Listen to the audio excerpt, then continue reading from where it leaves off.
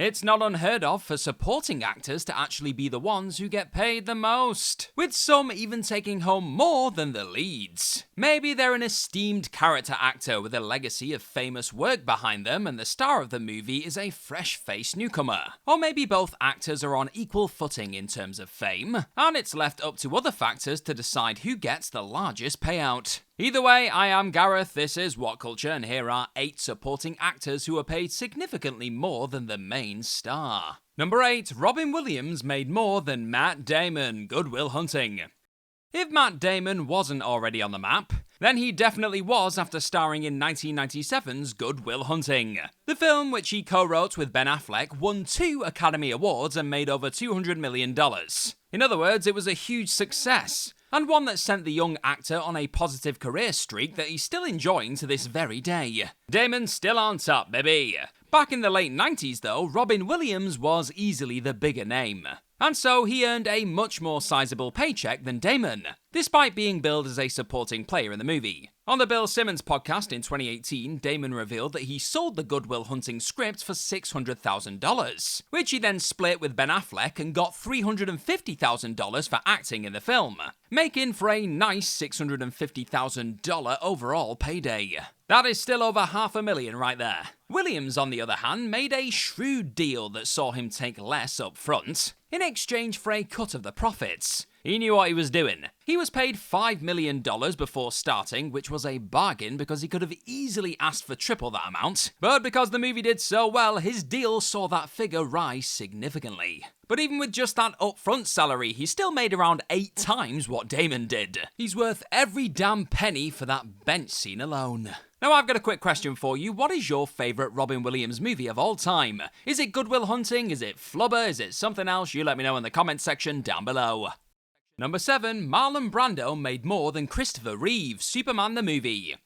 The amount of money Marlon Brando made for less than 20 minutes of screen time in Superman the movie would be impressive in 2024, let alone all the way back in 1978. As per Variety, the legendary actor raked in a huge $3.7 million base salary for his supporting role as Jor-El, with an additional 11.75% in back-end earnings. The outlet also pointed out that he only worked for 13 days. An incredible profit for such a low time investment. 13 days for $3.7 million, that is almost $300,000 a day. That's madness, man. Conversely, actor Christopher Reeve, the Man of Steel himself, only made $250,000 for leading the whole damn movie. Still, considering that it was only his second film role, it's not like he had much to complain about. Brando also requested that same huge rate for the sequel, but the producers ultimately told him to shove it. And in response to this, the star then denied them permission to use any of the scenes he'd shot for Superman 2. In other words, he told them to shove it right back.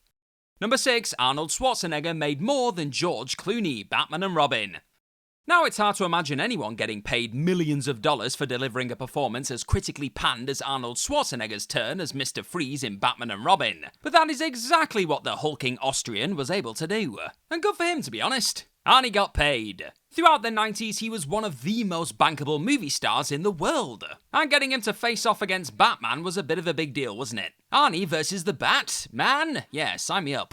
And because of his value, he was paid a massive $25 million for his villainous turn. That's around $1 million per day he spent on the set. That's also roughly $1 million per terrible ice pun. But leading man George Clooney wasn't quite so lucky in the financial department. Producer Peter McGregor Scott described him as a bargain. And while his exact salary isn't really known, Clooney himself has provided some details that might help us work it out. Maths, yay! In 2019, he stated that Schwarzenegger was paid 20 times more than he was for the movie. With Schwarzenegger at $25 million, that would put Clooney at a respectable $1.25 million.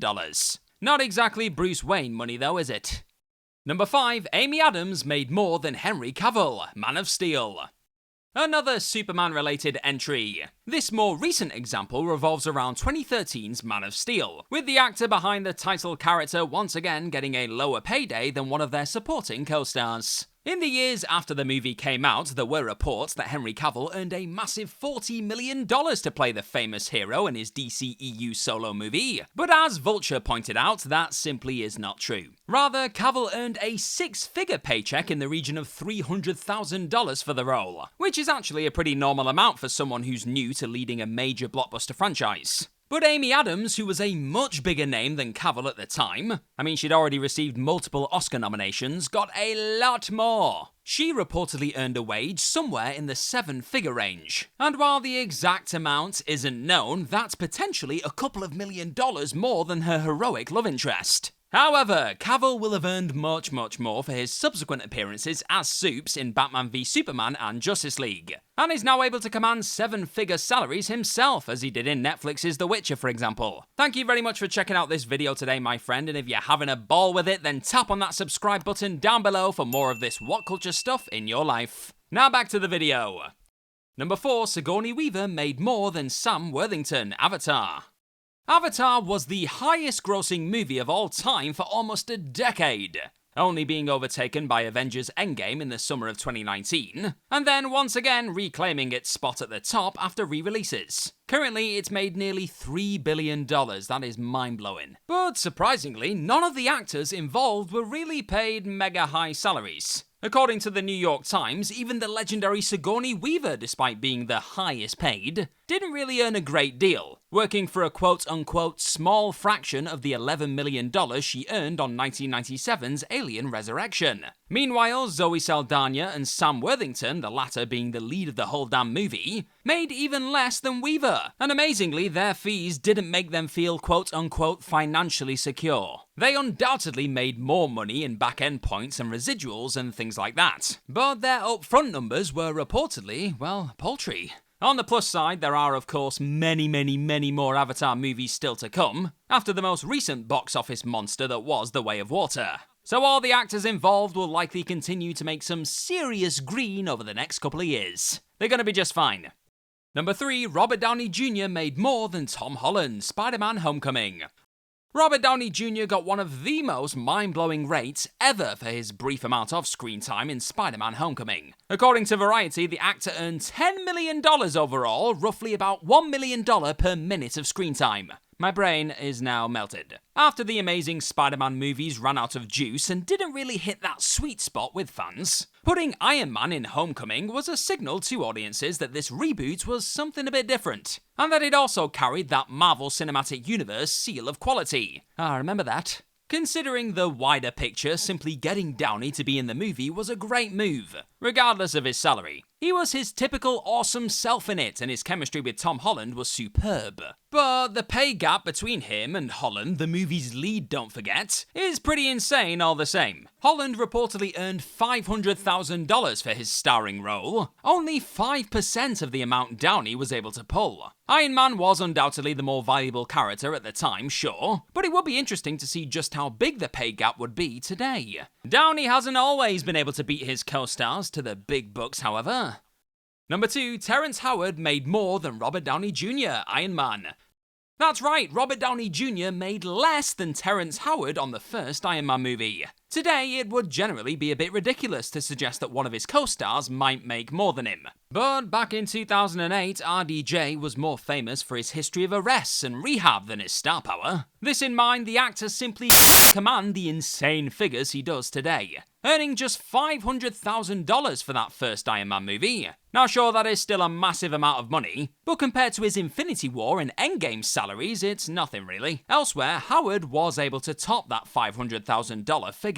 According to Entertainment Weekly, the actor was the first one signed to the film. And by the time Jeff Bridges, Gwyneth Paltrow and Robert Downey Jr. joined up as well, it was a bit too late to renegotiate Howard's salary, and he'd already been given a really high one.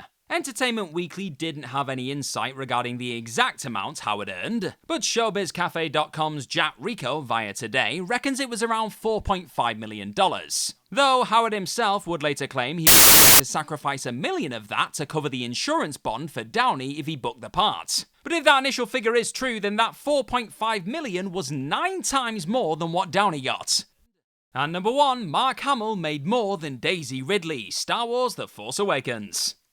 Despite Mark Hamill being a far more famous actor playing a far more famous character than Daisy Ridley, it's still insane that he was paid so much more than her for just a single minute of screen time. Star Wars The Force Awakens was billed as the grand return of legacy characters like Han Solo, General Leia Organa, R2-D2 and C-3PO. And because of the hype surrounding the project, the actors associated with those parts were able to command extremely high salaries. Millions of dollars more than the movie's lead, Ridley. The actress earned an estimated $100,000 to $300,000 for her breakout role. But megastar Harrison Ford raked in around $20 million, while Carrie Fisher took home a salary in the low seven-figure range according to Variety. But the most bizarre figure is the one given to Mark Hamill, who, like Fisher, earned a low seven-figure payday. He was on screen for 1 minute, had no dialogue, and earned potentially $1 million more than Ridley did. Those Jedi pension plans are pretty lucrative, aren't they?